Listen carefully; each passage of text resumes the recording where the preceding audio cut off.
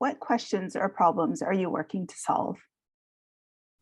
So whether a person is healthy can be the difference between living or dying. And so it's really essential part of being human is being healthy and being fulfilled. And healthcare is essential to health. And yet, for many people, the cost of care is a barrier to getting access to care that they need, right? And it is a really big. About 1 billion people annually are pushed further into poverty because they are seeking care and need to pay for care. About 180 million get into poverty for the first time of that number. Another 1 billion households spend at least 10% of their budget on healthcare alone, displacing, say, money that would have been spent on food or on education or on other really essential things like housing, right? And so if we're trying to protect health, addressing the costs of care and ensuring people have financial access to care is essential.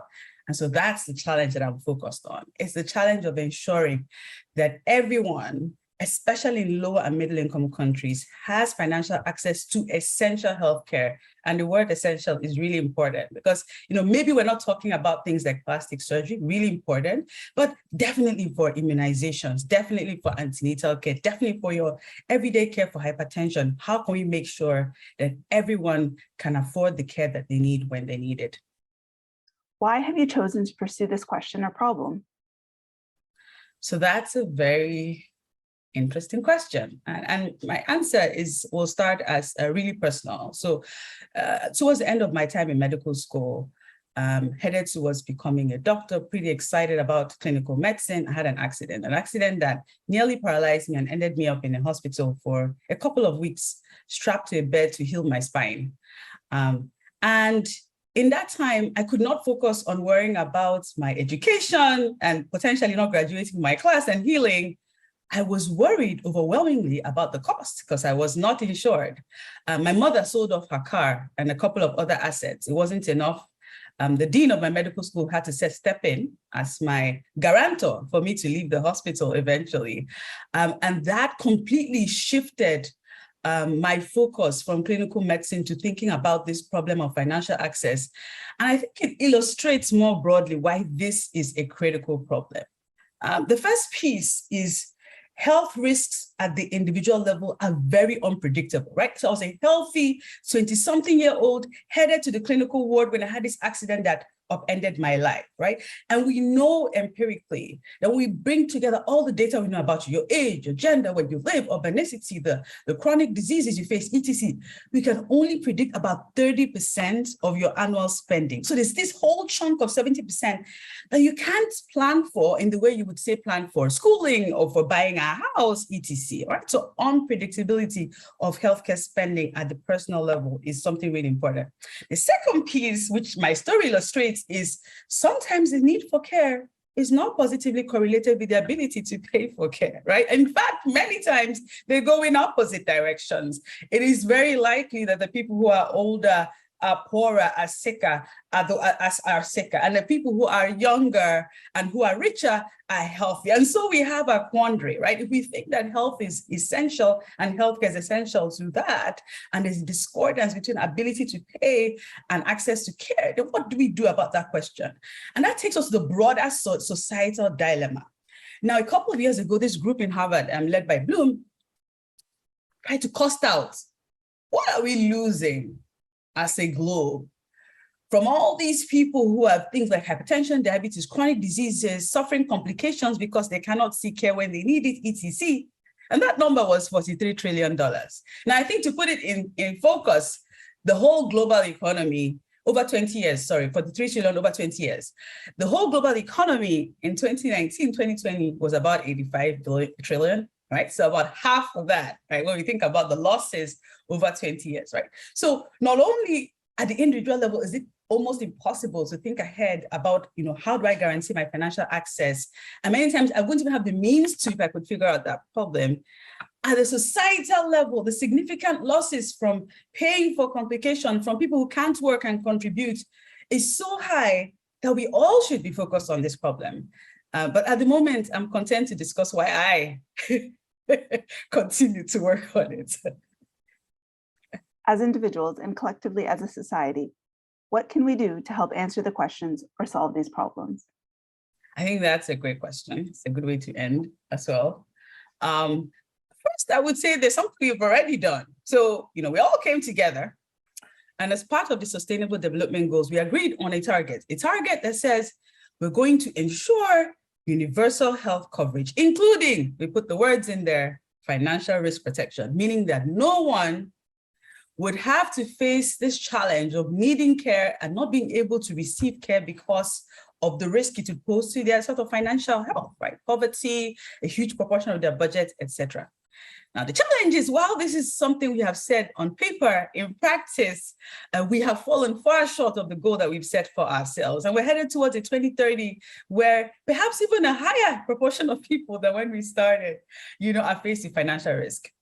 But when we look across the world, whether it is the middle-income countries or the high-income countries that have made a lot of progress towards, ensuring that cost isn't a big barrier, we see a couple of themes emerge, right? Whether it's Thailand or it's Canada, there are a couple of themes. And so maybe we reflect on those.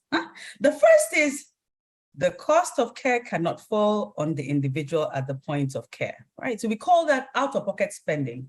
It is the worst way to finance care, which I've tried to illustrate with my, sort of explanation about my story as a medical student. And so what we found that is almost a stylized fact is that in countries that have made a dent on this problem, that the primary source of funding is through public sources. And that those can come from a couple of sources. It could be the general budget, it could be specific, say, taxes that contribute to health. What specific mechanism a country uses, in my experience, depends on a lot of factors. How many older people are there? How many people in the workforce? How much of that workforce is formal and you can see the income and tax it? What is the consumption structure of alcohol, of sugar, of tobacco? So a lot of questions that experts from the bank, experts from the IMF sit down with countries and reflect when we craft fiscal policy. But I think it's a key thing to emphasize that the answer to the problem is not to say the individual should, pay for care. It's to say, as a society, can we think about public sources to cover those costs, right? For prepaid before you need care. And then to the second point, so what do we do when we gather these funds? The second stylized fact is that we try to pull them together. Now, from the point I made before, we have all these people that we call bad risk, right? So you're older, you have a lot more chronic diseases, you're poorer, you can't just pay for the care, you are, say, unemployed. And then on the other hand, you have good risk, people who can pay, who are healthier and less likely to need care, who are richer. Now, ideally, you put all those people in one pot. At the individual level, it's very difficult to predict healthcare needs. At the population level, we do a lot better. And so pooling helps us plan. Pooling helps us subsidize the bad risk with the good risk, and helps us do a better job of ensuring we can match the need for care with the source of financing for care, right? Now, a question arises, right? So let's say you walk up to me, healthy woman in her 30s, earning all this money working XYZ place, and you say, oh, why did you opt into this pool and where you're going to cross-subsidize people? Now, people are great, but most times we've learned stylized, they opt out, right? And so one of the critical things to do is to make joining the pool mandatory. It's something we call one of Fuchs conditions, that if you want to get to a pool where you can protect everyone, good risk and bad risk, you make everyone join, so the good risks join with the bad, and then for the people who have poor risks that can't pay for themselves, the state subsidizes. And so the first piece is we gather the money from public sources. The second, we try and put it in as few pots as possible so we can subsidize risk. And we ensure that by making it mandatory and by subsidizing for those who can't pay.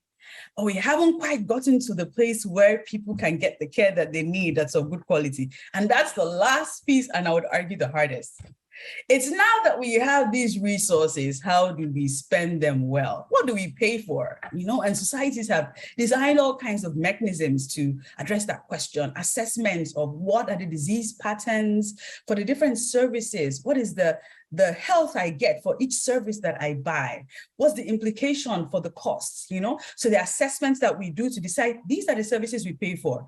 And then we ask questions, how do we pay for them? Do I pay per unit of service? Do I pay per person? Do I pay for groups of services? Do I pay for services along a pathway? And every country needs to think about what are the sort of mechanisms we institute to think carefully about those questions to ensure we're answering the questions we started with, which is how do we make sure everybody gets the care that they need, that is essential, without facing a huge cost, right? And so those would be the three pieces, I think, as a globe that we need to work on.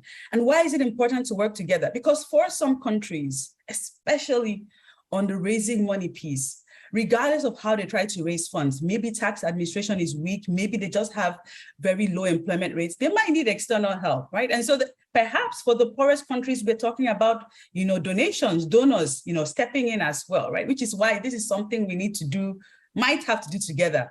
But in middle income countries, in high income countries, definitely there's a lot of progress that can be made, as is just by thinking carefully about these three steps: how we raise funds, whether we pool them, and how we spend them to ensure people get the care that they need when they need it.